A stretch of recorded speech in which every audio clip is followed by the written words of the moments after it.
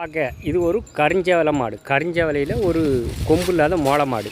கருஞ்சேவலை மாட்டில் கால் சுத்தம், காது சுத்தம், மண்டை சுத்தம், கண் சுத்தம், தரமான மாடு. இப்படி மாடு ஒரு 8-15 லிட்டர் கறக்கும்.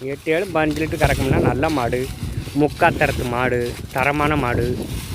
ஒரு நல்ல காம்பு வாட்டம், நல்ல காம்பு, நல்ல நீளமான காம்பு, நல்ல தரமான மாடு.